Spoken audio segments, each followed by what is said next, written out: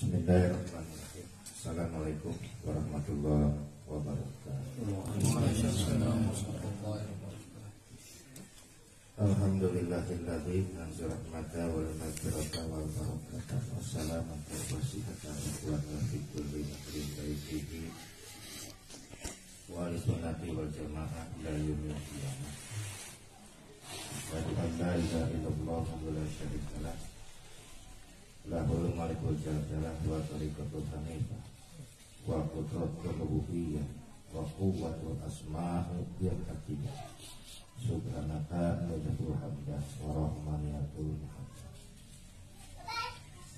Allahumma sholli wa sallim wa barik ala sayyidina Muhammadin sallallahu lahu biha qulubana nuran wa salahan wa surun wa tarzuqana bihariskan wasan kathiran midrar hatta kasran nasa al-jaiba bifadlika fasas nabiar hatimin tunjina biha min syari asfal bantuka waj'alna mutil al-subtika hatta akhwada pakal hadir wa ala alihi wa sahbihi wa salam ala khabisha la hawla wa la quwata illa billahi al-aliyyil azim.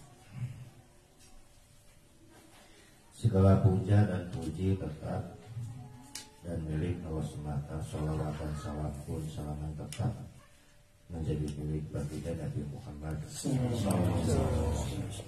pada keluarganya, kepada para sahabatnya, dan juga kepada seluruh umat hingga akhir zaman. Dalam kesempatan yang mulia ini, saya ucapkan terima kasih diberikan waktu untuk menyampaikan sedikit apa yang saya ketahui, mobil khusus kepada Syekh Budet. Mudah-mudahan beliau bisa mendapatkan kenikmatan dan anugerah yang luar biasa dari Kanjeng Nabi Muhammad SAW. Begitu pula pada istrinya, mudah-mudahan diberikan kemudahan untuk mengikuti setiap langkah, karena perjalanan haji dan umroh ini bukan sesuatu yang biasa,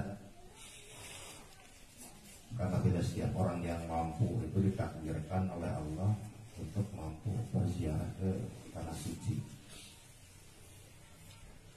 Oleh karena itu sangat berbahagia bagi orang-orang yang memang memiliki waktu yang cukup banyak untuk persiapan, sehingga bisa dibekali berbagai ilmu dan persiapan amal yang memang harus dilaksanakan di sana nantinya.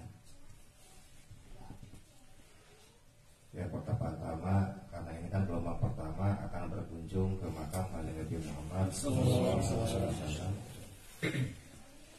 Dalam hadis yang cukup masyhur bahwa Rasulullah SAW dalam hadisnya pernah bersabda, "Manjaroni fil hayati, pakana manjaroni fil mamat." Barang siapa orang yang mendatangiku ketika aku mati sama ketika dia mendatangi aku hidup. Jadi berziarah Kanjeng Nabi itu nggak ada bedanya, baik Nabi Muhammad hidup atau mati. Jadi maksud hadis ini adalah bahwa orang yang bertemu dengan Nabi itu pasti punya hajat, keperluan atau kebutuhan. Jadi silakan saja sampaikan hajatnya di sana gitu maksudnya, dan tidak perlu malu-malu. Dan kebanyakan orang yang berkunjung ke makam Kanjeng Nabi itu ada yang hanya sekedar melaksanakan sebuah paket saja perjalanan haji dan umroh, tapi memang ada yang benar-benar ingin menyampaikan hajatnya, menyampaikan kebutuhannya. Yang kita ketahui bahwa Allah memberikan izin pada Nabi Muhammad SAW untuk menerima semua curhatan hamba-hambanya. Jadi tidak ada satupun nabi dan rasul yang diberikan kesempatan oleh Allah untuk menerima curhatan hamba-hambanya hingga akhir zaman. Setiap nabi hanya mampu menerima curhat keluh kesah hamba-hambanya, umatnya itu selama mereka masih hidup, selesai. Tapi Kanjeng Nabi Muhammad tidak. Kanjeng Nabi Muhammad diberikan oleh Allah dalam beberapa keterangan seperti dalam Fatwa Ibnu Hajar. Al-Asqalani mengatakan bahwa para ulama berbeda pendapat bahwa Nabi Muhammad SAW diberikan oleh Allah 300 mukjizat. Ulama yang lain mengatakan bahwa Nabi Muhammad diberikan mukjizat itu jumlahnya 1000. Padahal tidak ada satupun nabi dan rasul yang diberikan mukjizat lebih dari 5 mukjizat saja. Kanjeng Nabi minimal 300 sampai dengan 1000 artinya. Pertanyaannya, jadi Nabi Muhammad ini sebetulnya manusia atau Tuhan? Jadi banyak orang yang berbicara tentang Nabi Muhammad tapi tidak tahu Nabi Muhammad, tidak tahu Nabi sendiri itu siapa. Umat Nabi Muhammad hanya sekedar menjalankan ritual-ritual ibadahnya saja secara fikih, tetapi secara pribadinya tidak mengenal sama sekali. Dan yang saya sayangkan, mayoritas KBIH seluruh Indonesia ketika menyampaikan sekarang materi haji dan umroh itu jarang sekali menyampaikan pribadi Nabi Muhammad yang sebenarnya. Yang dibicarakan ya hanya itu saja, secara fikih saja udah selesai, fikul hajj wal umrah. Padahal fikih apapun yang dipakai ketika kita berada di Tanah Al-Haramain, insya Allah semua akan diterima. Kenapa? Karena kita sedang menjadi tamu Allah. Jadi jangan bicara dalil kalau sudah di sana capek. Dalil mah gitu-gitu tidak penting. Karena bukan urgensinya itu bukan di sana. Betapa banyak orang yang ke sana itu hanya sekadar ingin melihat masjidnya saja. Gara sholat keluar lagi, bahkan menganggap bahwa makam Nabi Muhammad itu sama seperti kuburan orang lain.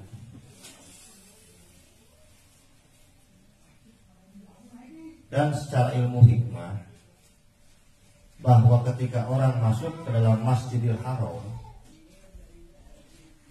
banyak orang yang berlari, banyak orang yang berjalan, tapi pada akhirnya orang-orang yang bisa duduk berdekatan dengan makam Kanjeng Nabi adalah orang-orang yang memang sudah dipilih oleh Allah. Selesai. Saya mau sedikit menceritakan pengalaman pribadi saya dulu, karena merasa badan kecil, dulu masih kerempeng, orang-orang Arab tinggi, jadi untuk apa berlari? Kan seorang Sunda hati mah meredih ke Gusti. Hayong cari cekat makam Kanjeng Nabi, terus baca sholawat ya terus. Begitu masuk orang-orang berlari penuh, puluhan ribu mungkin ratusan ribu dalam Masjid Nabawi itu. Tiba-tiba saja melihat bangunan dan pagar Kanjeng Nabi, dan ada askar penjaga yang teriak haji, tahu, kadiu, kan semua haji. Ini cuek, semua haji. Jauh itu jaraknya. Dari tiang begitu masuk sampai melihat makam Kanjeng Nabi itu kan kalau berjalan itu kurang lebih sekitar 200 meter. Kurang lebih. Sehingga orang-orang Arab silih tepat, ya mungkin saya kan begitu. Dan ternyata saya yang ditepat dari jauh. Padahal semua haji. Saya bilang kan, Saya culang cileng betul. Akhirnya saya diantar oleh askar yang ada di pintu. Bahkan pakai dia ditolkin, dia ngobrol antar dengan itu ke Jamalitik itu diantar. Dan saya ditempatkan oleh askar tersebut di belakang babul ilmu, pintunya Sayyidina Ali bin Abi Thalib, pas di belakang.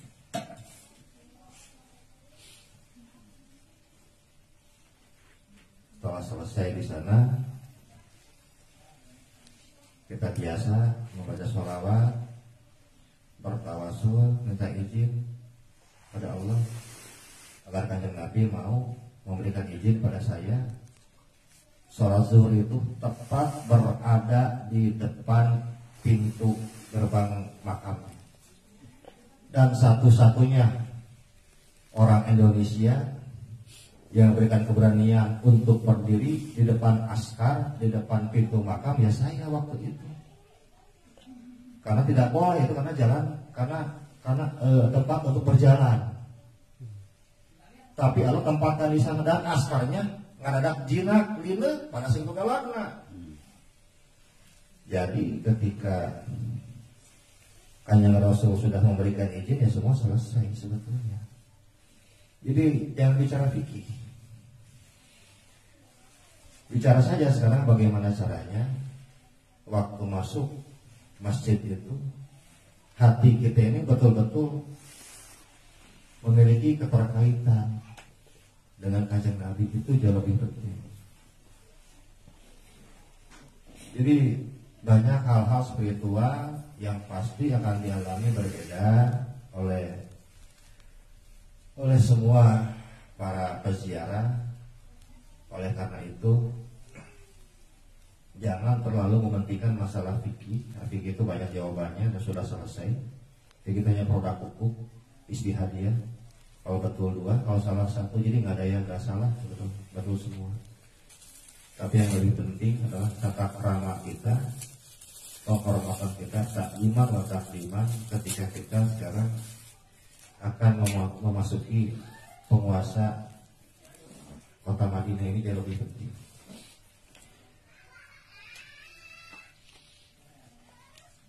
Sebetulnya saya sudah menyiapkan jauh hari, sudah ada implengan, tapi karena memang hari ini saya cukup sibuk dari pagi-pagi sampai maghrib, jadi saya tidak bisa menyiapkan beberapa materi yang mungkin ini disampaikan. Daripada tidak, ya rumahnya 2 lembar. Saya ingin bercerita tentang Nabi Muhammad SAW.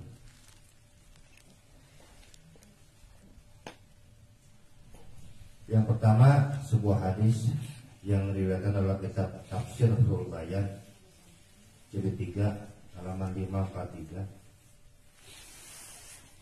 Al-Imam Ismail Haqqi Al-Buruswi mengatakan bahwa Nabi Muhammad SAW adalah jauhan permata yang pertama kali diciptakan oleh Allah Subhanahu wa taala. Abu Hurairah radhiyallahu anhu berkata bahwa Nabi Muhammad SAW pernah bertanya kepada Jibril, "Ya Jibril, kam umruka minas sini?" Hai Jibril, berapa tahunkah usiamu? Ini menarik ini dialognya.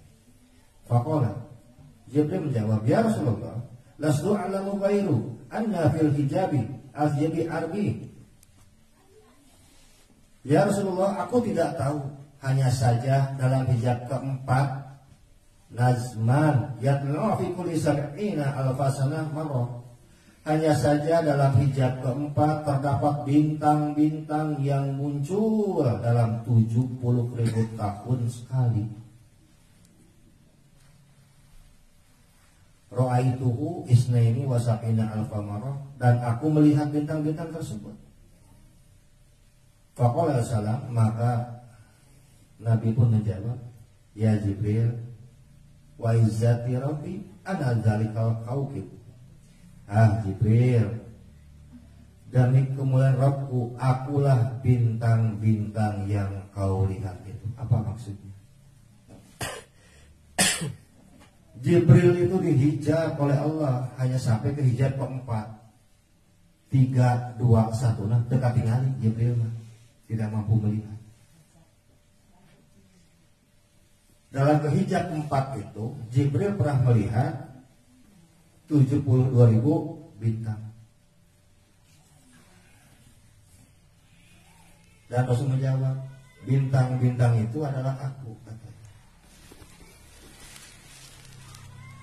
Jadi kalau sekarang Rasul sebutkan sekarang Sayyidul Kawakib, bahwa beliau adalah pimpinan bintang. Jadi nurnya Nabi Muhammad itu Allah sebarkan melalui riwayat ini. Kita tahu pertama adalah 72.000 bintang.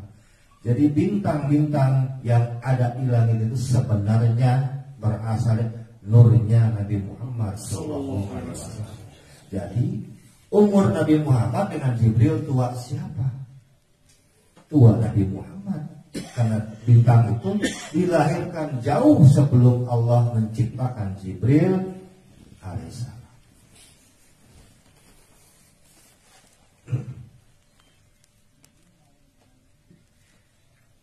Masih dalam kitab tafsir yang sama bahwa sebagai ahlimat mengatakan sesungguhnya Allah Subhanahu wa taala menciptakan ruh khusus untuk Nabi Muhammad sallallahu alaihi wasallam.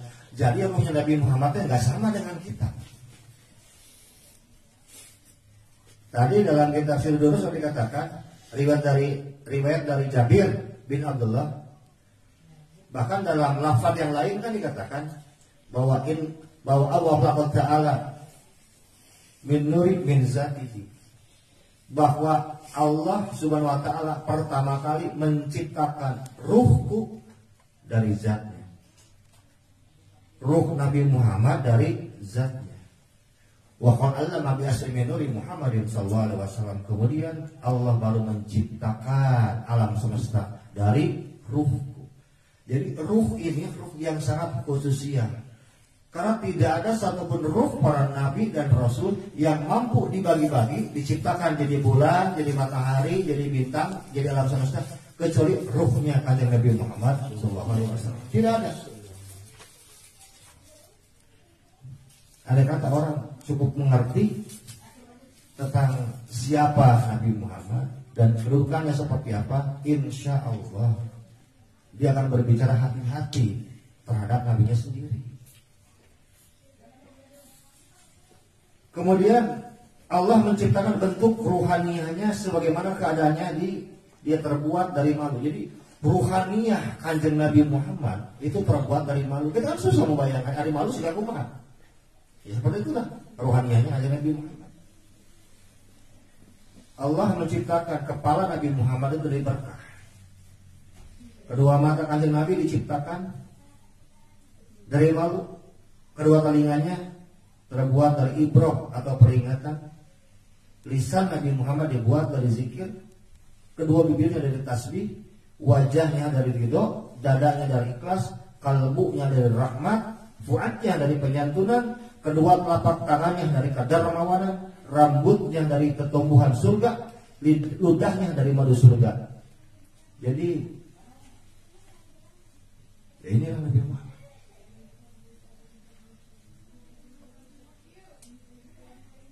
Setiap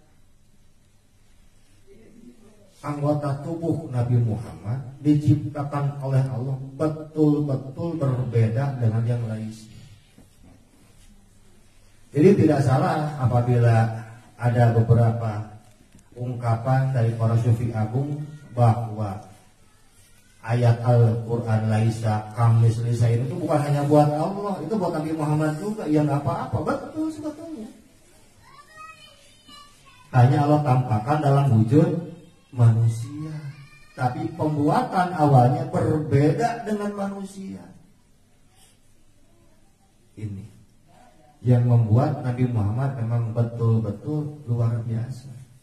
Bahkan ketika Allah menciptakan cahaya Nabi Muhammad, Allah sudah jatuh cinta dengan cahaya tersebut. Coba kita bayangkan. Ketika Allah menciptakan cahaya Nabi Muhammad, Allah sudah jatuh cinta dengan cahaya tersebut. Karena Allah jatuh cinta, maka cahaya ini di Lauhul Mahfuz dikatakan sebagai Habibullah, kekasih. Nabi mana yang sebut dengan kekasih Allah? Itu hanya majaz, tapi Nabi Muhammad itu hakikat.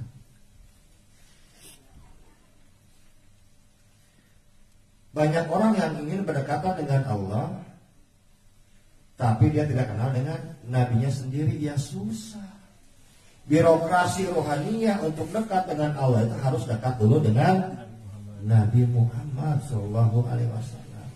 Jangan berharap dekat dengan Allah dengan nabinya saja tidak tahu, kedudukan nabinya tidak tahu, seperti apa nabinya pun tidak tahu. Dan kita tidak berhak mengklaim bahwa kita adalah orang yang sudah takwa. Dari mananya takwa? Iman betul, takwa mah belum tentu. Kalaupun takwanya berhenti, seberapa persen lah. Jadi jangan gegabah ketika bicara masalah cinta. Karena cinta ini harus berasal dari kerinduan. Sulit orang mengatakan cinta kepada kanjeng Nabi Muhammad tapi tidak pernah rindu. Membaca riwayat hidupnya saja sudah tidak mau. Membaca mujizat yang Allah berikan saja sudah tidak percaya. Lalu bagaimana sekarang Nabi Muhammad sekarang bisa mengenal umatnya kalau bukan dengan jalan kerinduan yang dimiliki oleh umatnya pada dirinya? Itu mustahil.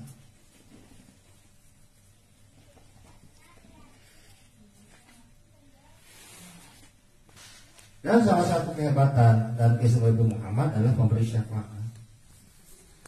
Banyak hadis-hadis yang menyatakan salah satunya an-nasu yahtajuna ila syafaati hatta Ibrahim. Manusia itu membutuhkan syafaatku, termasuk Ibrahimnya dalam Bukhari, dalam Muslim, dalam kitab Sahih, kitab Sunan semua ada.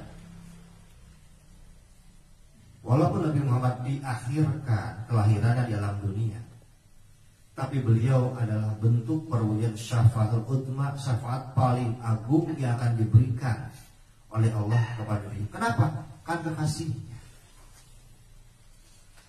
Kan untuk kasih kita kan mau berkorban dan memberikan apapun, betul? Kenapa syafaat tidak diberikan kepada Nabi Ibrahim, pada Nabi Adam yang hidupnya 1250 tahun? Kenapa tidak diberikan kepada sekarang Nabi Daud alaihissalam yang usianya 600 tahun? Kenapa yang diberikan kepada Nabi Muhammad yang usianya 63 tahun? Karena dari awal penciptaan permata jauhan ini Allah sudah memasukkan unsur-unsur syafaat yang dia miliki ke dalam penciptaan cahaya tersebut yang nanti akan turun minal sulbi ilal sulbi, dari sulbi-sulbi yang terpilih. Dan tidak ada nabi yang lain itu yang diberikan titipan sulbi.